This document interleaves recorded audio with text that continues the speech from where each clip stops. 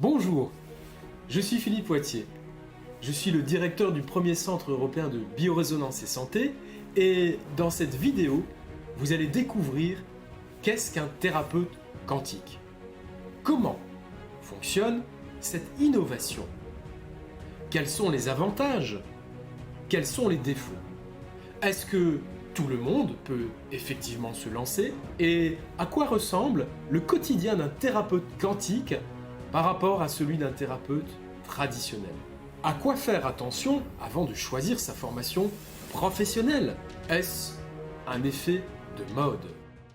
Alors, Stéphane, question aujourd'hui, qu'est-ce qu'un thérapeute quantique? Un thérapeute quantique, ça apprend à faire et à pratiquer des thérapies quantiques, mais ça apprend surtout à être quantique au sens de penser, ressentir, dormir, manger, etc. C'est-à-dire qu'en fait, on apprend à vivre dans certains espaces qu'on appelle quantiques aujourd'hui. Et donc, ce n'est pas juste être quantique lors d'une consultation, mais c'est vivre quantique, en fait. Hein. Et quand on regarde bien, finalement, un thérapeute quantique, c'est surtout quelqu'un qui est capable d'être pratiquement la technique qu'il propose et qu'il pratique. C'est-à-dire qu'en fait, un thérapeute quantique, c'est plutôt quelqu'un qui pratique au quotidien ce qu'il pratique avec ses patients. Je ne sais pas si tu vois ce que je veux dire. Hein. C'est-à-dire qu'il incarne en quelque sorte, il vit lui-même la pratique. Et parce qu'il l'a vécu lui-même, cette pratique, il l'incarne et donc il peut la transmettre à son sujet, à son patient, à son client? Oui, c'est ça. C'est-à-dire qu'en fait, il est devenu lui-même l'outil qu'il pratique avec sa clientèle, sa patientèle. Donc, comme tu le dis, on peut le dire, il l'incarne. C'est-à-dire qu'en fait, à la fois, je dirais, il fait quelque chose et en même temps, ça émane de lui. Ce qui fait que si on s'en tient à la mécanique des champs qu'on enseigne durant le programme, eh bien, en fait, ce qu'il émet est devenu un outil, lui aussi. Voilà. Donc, c'est ça pour moi, être thérapeute quantique. Et c'est ce qu'on propose dans le cadre d'un programme. Voilà. Et est-ce que tu peux nous dire, Stéphane, qu'est-ce que finalement ça fait de plus ou de mieux par rapport aux autres approches d'être un thérapeute quantique selon toi? Il y a d'autres approches qui parlent de thérapie quantique, etc., etc. C'est différent dans le sens où dans les thérapies traditionnelles aujourd'hui et dans les thérapies qu'on appelle alternatives, on travaille essentiellement sur des symptômes, à la fois des symptômes corporels, des douleurs, des émotions, des sensations, des pensées.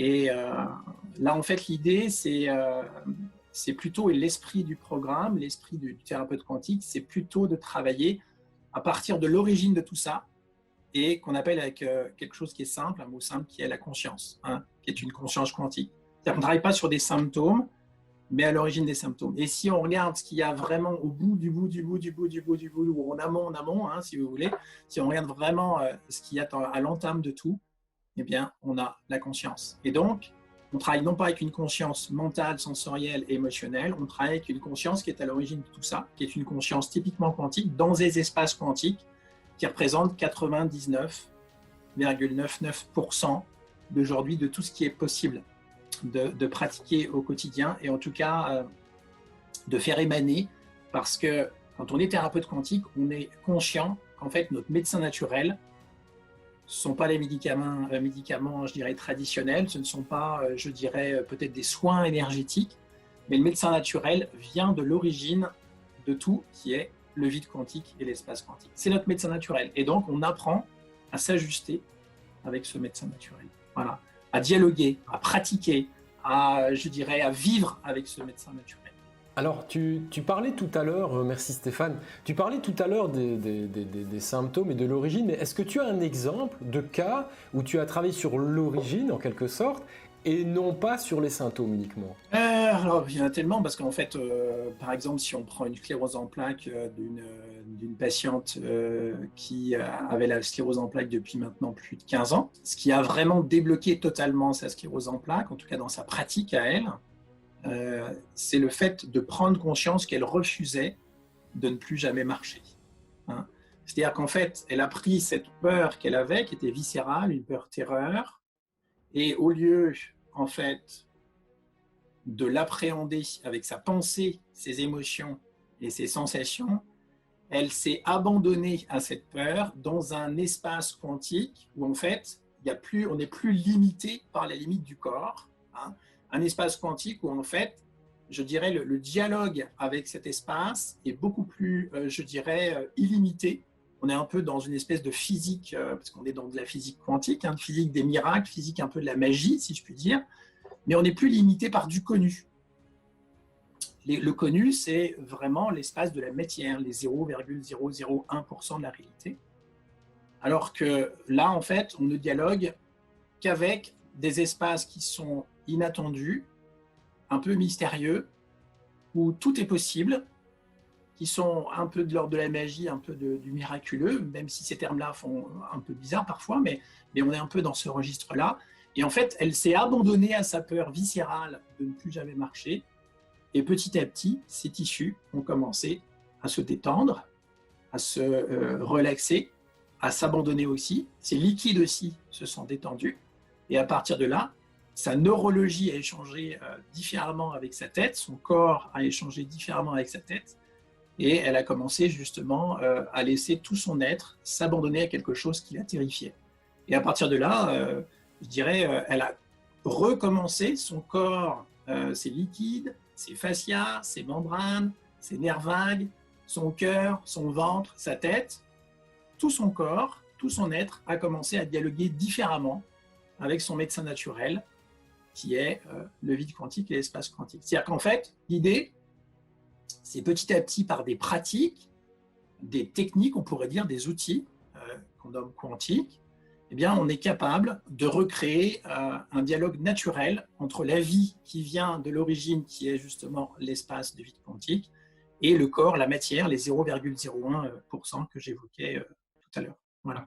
Stéphane, c'est tout à fait exceptionnel. On précise en tout cas aux gens qui nous écoutent que, évidemment, suivez les conseils de votre médecin. Maintenant, on est quand même dans une pathologie, la sclérose en plaques, qui est une pathologie, en tout cas même en médecine conventionnelle, on a beaucoup d'échecs parce qu'on n'a pas encore trouvé de solution pour nos amis atteints de sclérose en plaques. Alors, est-ce que tu pourrais me dire, en tout cas, comment cette personne s'est sentie avant et après, selon ses propres mots, puisque avant elle arrive dans tous ces états, on sait que la sclérose en plaques va engendrer une rigidité, voire une psychorigidité aussi. Alors ça c'était avant, et maintenant, selon toi, comment cette personne se sent aujourd'hui ? En fait, ça a été progressif, c'est-à-dire que par une pratique au quotidien où elle est totalement autonome, où elle pratique une technique qui s'appelle le PIS, protocole empathique d'abandon corporel et émotionnel, au quotidien, eh bien, petit à petit, sa conscience est capable de faire confiance petit à petit à la vie. Et donc, ce qui se passe, c'est que par cette pratique au quotidien, elle est capable petit à petit de laisser, je dirais, ses tissus se libérer de peurs qui sont celles de l'enfance, dont elle n'est pas forcément consciente. Et à travers cette pratique, eh bien, sa conscience dialogue avec ces liquides qui eux-mêmes dialoguent avec l'espace du vide quantique. Et en fait, l'idée, c'est, au lieu d'essayer de contrôler des processus, de laisser les processus se mettre en place naturellement, qui sont des processus de guérison, qui passent notamment par des inflammations. Et ces inflammations qui sont des processus de guérison, eh bien, sont capables de rétablir des processus métaboliques naturels du corps, dans la mesure où la matière est capable de dialoguer naturellement avec l'espace du vide quantique, où tout est possible. Donc, en fait, au lieu de travailler juste dans des thérapies et des domaines d'espace quantique et de conscience qui sont connus, qui sont ceux de la matière, où on travaille uniquement sur les sensations, les émotions, les pensées, eh bien, on travaille dans des espaces où on n'est plus limité par les limites du corps, dans des espaces de conscience qui sont délocalisés, on appelle ça de la conscience non locale. Et cette conscience non locale, qu'elle est capable de pratiquer au quotidien à travers des pratiques qui ressemblent un peu à des méditations guidées, eh bien, elle est capable petit à petit de laisser tout son être, et surtout sa dimension d'enfant qui a eu peur petite, justement d'être capable de libérer ces espaces qui avaient, je dirais, crispé, figé ces tissus, ces membranes, et en amont, ces liquides. parce qu'en fait, la clé de la thérapie de demain, la clé de la thérapie quantique, c'est de prendre conscience que nos liquides sont quantiques. Nos liquides sont quantiques parce qu'ils échangent à la fois avec notre conscience et ils échangent aussi avec le vide quantique. Ce qui fait qu'en fait, c'est un peu comme des portables, si vous préférez, des GSM. C'est comme si nos liquides avaient été un Wi-Fi et étaient capables d'échanger à la fois des ressources vitales avec le vide quantique et en même temps d'échanger avec notre conscience dans certains espaces de conscience qui ne sont pas limités par la matière, que sont les consciences émotionnelles, sensorielles et mentales. Super, merci. En tout cas, tu viens de donner une définition de cette innovation thérapeutique. Merci. Est-ce que tu peux nous donner éventuellement d'autres exemples de difficultés, de troubles fonctionnels, voire de pathologies, pas encore solutionnées en tout cas, mais que la thérapie quantique, comme on le propose dans Thérapeute quantique, peut aider aujourd'hui? Alors, les cas, en fait, ils sont assez nombreux. On a, je dirais, des guérisons, on peut appeler ça comme ça, en tout cas des rétablissements, du mieux-être très, très net, dans des cas thérapeutiques très, très différents. Alors, tout ce qui est articulaire, musculaire, tout ce qui est, comment je dirais, lié aux ligaments, etc. Donc, en fait, tout ce qui est lié à la plasticité et la souplesse des tissus. Tout ce qui est arthrite, arthrose, etc. Tout ça, en fait, c'est assez simple à traiter avec ces thérapies. Mais aussi tout ce qui est d'ordre neurologique. Je pense à des cas d'ataxie cérébelleuse, je pense à des maladies de Lyme, je pense à des fibromyalgies. Je pense aussi à des cas d'hypertension, puisqu'en fait, on sait que les vaisseaux sanguins sont entourés de membranes. Et qu'à mesure que ces membranes sont capables de se relâcher, eh bien, on est capable de traiter aussi des cas d'hypertension. On a des cas de syndrome de Raynaud, on a des cas de burn-out. Je ne peux pas tous les citer, je ne les ai pas tous en tête, mais au quotidien, effectivement, d'endométriose aussi, ça me vient.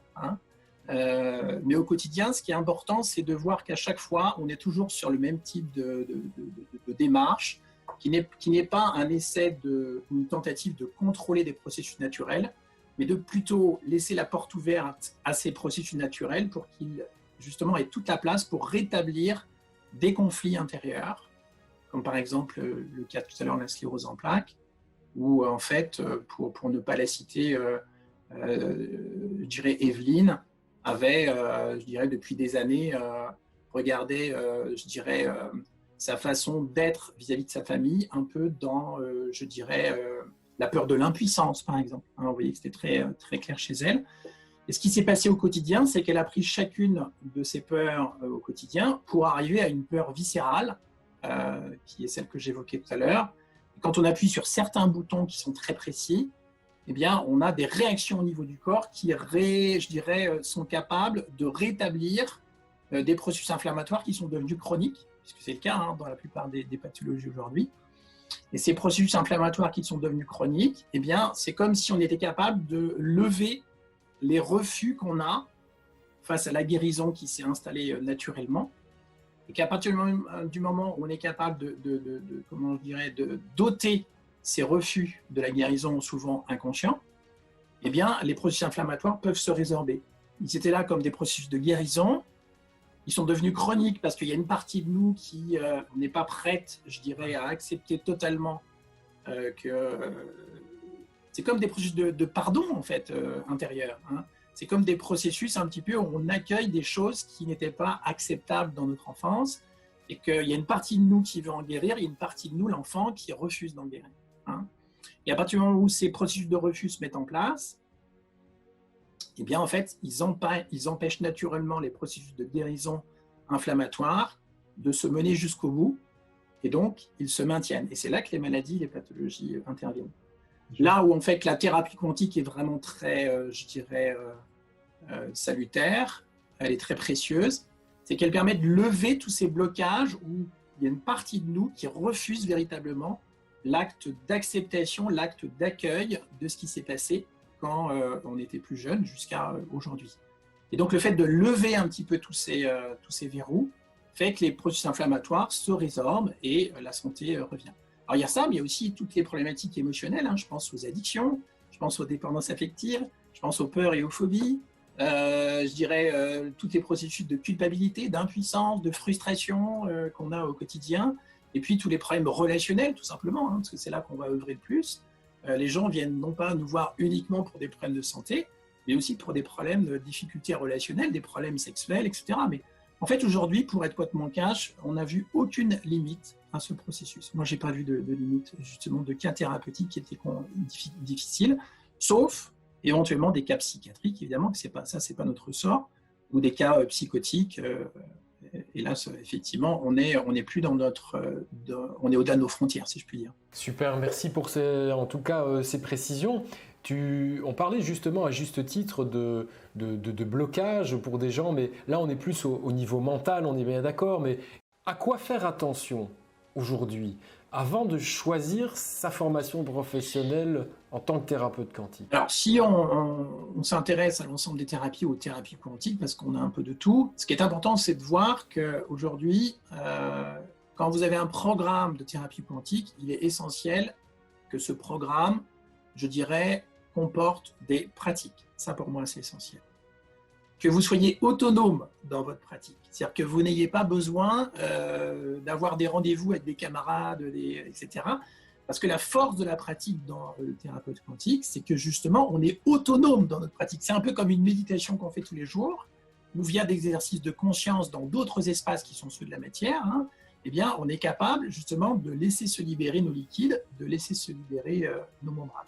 Donc, ce qui est important, c'est que le programme comporte des pratiques récurrentes et que tout le programme soit articulé autour des pratiques. C'est-à-dire que par exemple, les connaissances théoriques viennent, je dirais, nous permettre de mieux comprendre les pratiques, mais que les pratiques soient le cœur du programme. Ça, c'est la première chose. La deuxième chose, c'est que ces pratiques n'essayent pas de contrôler des processus, mais essayent justement de laisser faire les processus naturels qui savent exactement ce qu'ils ont à faire. Ce qui est important, c'est aussi que vous regardiez si ce programme travaille uniquement sur du faire. Et si vous travaillez sur du faire, eh bien pour moi, on est encore sur des pratiques anciennes. Et que si vous êtes seulement sur du faire, eh bien posez-vous la question, je suis en train de pratiquer sur un patient, un client, ma pratique thérapeutique quantique, mais moi, qu'est-ce qui se dégage de moi ? Qu'est-ce qui émane de moi? La différence entre le faire et l'être, c'est qu'on n'est pas uniquement avec des outils en train de pratiquer ou avec ses mains en train de masser. Il y a une conscience, il y a l'être tout entier qui intervient et c'est cette dimension-là que tu veux souligner aujourd'hui. Oui, parce qu'en fait, ce que je partage avec les praticiens qui se forment de plus en plus, c'est quand vous êtes dans le moment de l'accompagnement, regardez ce qui émane de vous. Observez en même temps que vous accompagnez. Observez si vous attendez quelque chose, si vous avez peur de quelque chose, si quelque chose, je dirais, vous bloque, si vous sentez quelque chose qui n'est pas fluide au moment où vous accompagnez, même en parlant, même en guidant par la voix. Et laissez, je dirais, votre conscience s'ajuster dans ce moment-là. Et je dirais, là où c'est le miracle, c'est qu'on voit bien que quand on laisse aller les choses et qu'on laisse aller ces verrous que l'on observe, on les voit aussitôt, un peu comme sur des enfants, mais là on le voit sur des adultes aussi, on voit aussitôt les effets se manifester, je dirais, dans ce que ressent le client et le patient. C'est pour ça que je suis convaincu qu'un programme de thérapie quantique aujourd'hui qui est efficient, un programme moderne, c'est un programme qui travaille essentiellement sur l'être-té. Un autre argument qui est important, on l'a évoqué tout à l'heure, c'est un programme qui travaille non pas sur des symptômes, mais à l'origine de ces symptômes. C'est ça. On dit souvent, oui, la médecine, elle travaille sur des symptômes, mais elle ne travaille pas sur les origines. Oui, c'est vrai, mais l'argument de ces personnes qui le disent, c'est qu'il ne faut pas travailler sur le symptôme corporel, mais sur la psychologie en amont. Ben moi, je serais tenté de vous dire, c'est encore au-delà de ça. Ce n'est pas uniquement dans la dimension des pensées, des émotions, des sensations, c'est dans cette dimension de la conscience, parce qu'il n'y a rien dans ce monde s'il n'y a pas de conscience de l'instant. Donc on voit bien que tout ce qui est à l'origine de ce qui fait du bien ou du mal aujourd'hui, part de cette dimension de la conscience. Mais pas une conscience dans la matière, avec les sensations, les émotions, les pensées, mais une conscience qui part de l'espace et du vide quantique. Ce sont des états qui sont très spécifiques et que l'on travaille dans le cadre de ces pratiques. Et là où c'est génial, moi j'utilise ce terme-là parce que ça me fascine comme un enfant encore aujourd'hui, c'est que c'est court, c'est efficace et c'est simple. Hein. Je me souviens encore d'une praticienne québécoise il y a 1 an, je crois à peu près, qui, avant même de pratiquer, où je décrivais le processus un peu comme peut-être ça allait se passer pour eux, et elle me disait, mais Stéphane, ça ne peut pas être aussi simple. Eh bien si, c'est simple. C'est simple quand on revient vraiment en amont de tout ce qui est créé en aval et qui nous fait du bien et du mal. Quand on revient en amont, tout est simple. C'est après que c'est compliqué, mais tout est simple à l'origine de tout. Tout est fluide. Tout n'est que joie, je dirais, sans raison, paix, etc. Hein. Dans ces espaces, tout est fluide. Et quand on arrive à guider, je dirais, des personnes qui viennent nous voir, quand on arrive à guider des êtres qui viennent nous voir dans ces espaces, on voit les effets aussitôt, je dirais, sur les personnes qui sont prises. Moi, je dirais que c'est vraiment les arguments qui sont les plus à regarder. À partir de quoi on travaille? Est-ce qu'on est plus dans l'être-té que dans le faire? Est-ce que tu peux nous donner un exemple d'une technique ou de quelque chose qui a évolué vers, qui était dans le faire et qui est dans l'être maintenant, en fait? Un exemple concret. Alors, une technique, tu veux dire... quelque chose de spécifique, un exemple où avant on était dans le faire et on évolue dans l'être. Un exemple de faire. Ben, par exemple, là, on pourrait se dire, le thérapeute quantique, c'est on apprend à guider avec des protocoles, d'accord? Ouais. Okay, hein, mais on ne pratique pas le matin.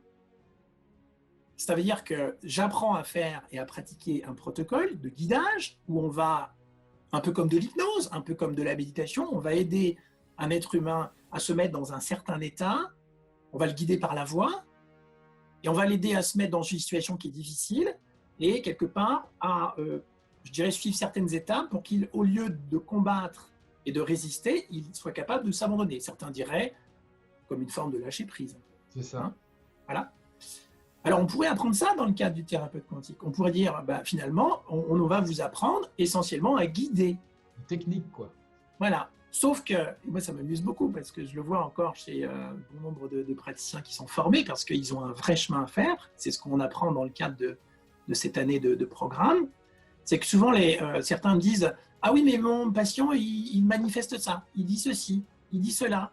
Il dit que ça se fait comme ceci, il dit que ça se fait comme cela. Et je lui dis, mais toi, dans ton quotidien, est-ce que c'est ça que tu penses? Est-ce que c'est ça que tu ressens?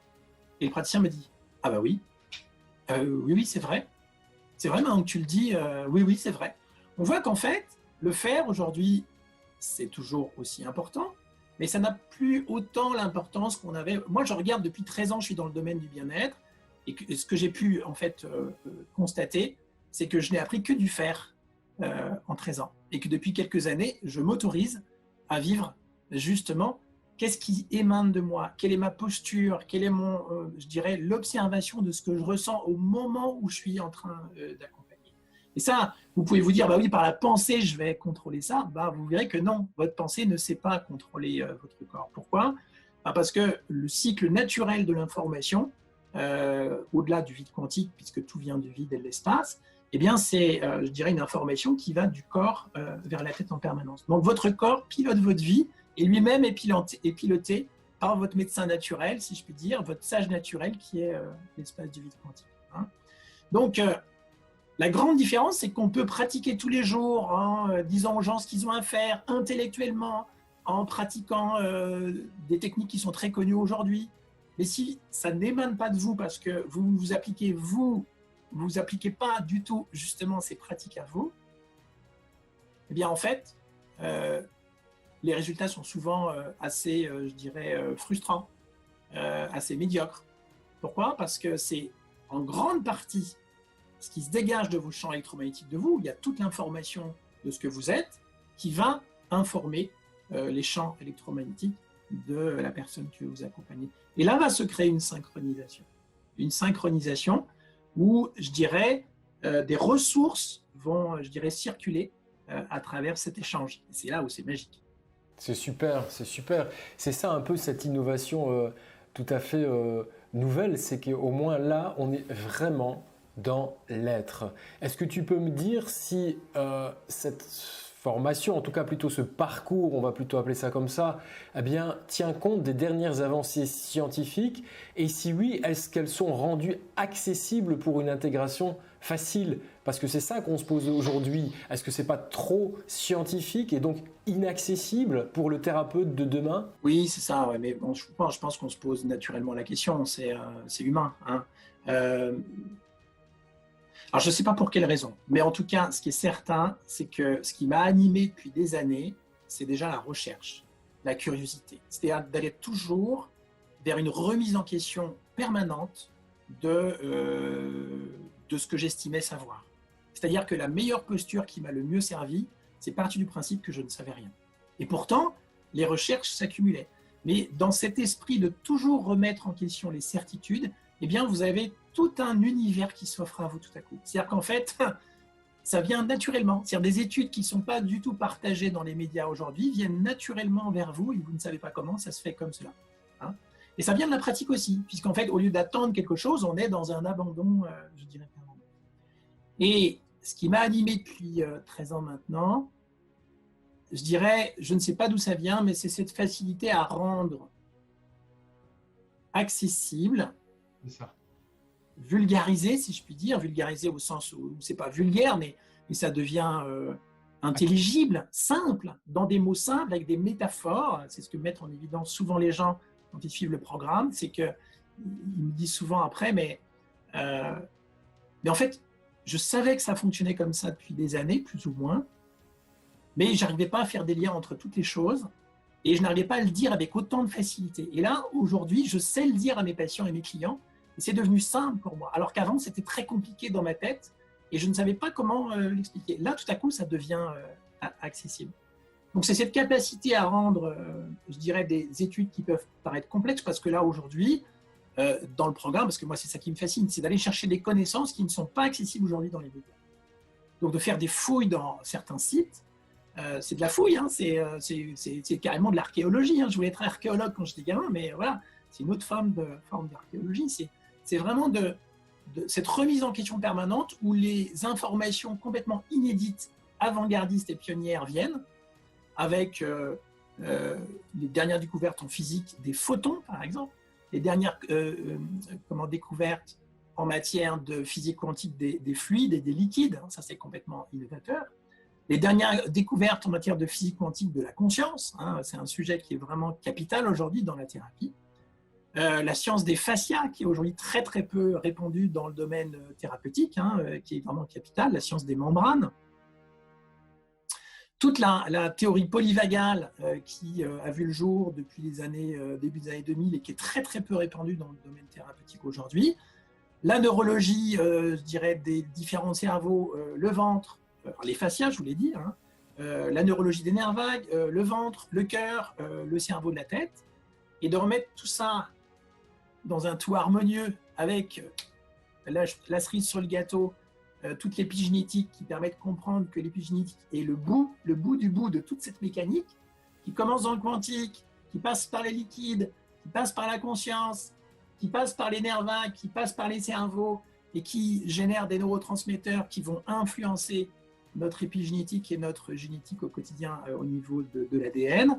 Et là, vous avez, je dirais, une approche qui, à la fois, peut paraître compliquée dans le milieu scientifique, qui tout à coup devient simple, avec des mots simples et accessibles par tout thérapeute. Des thérapeutes qui débutent, où il n'y a pas besoin d'avoir des prérequis, juste une ouverture d'esprit, et des thérapeutes comment je dirais, confirmés, parce qu'on a tous les profils. Hein. Aujourd'hui, on a des profils, je dirais, des gens qui travaillent dans le corporel.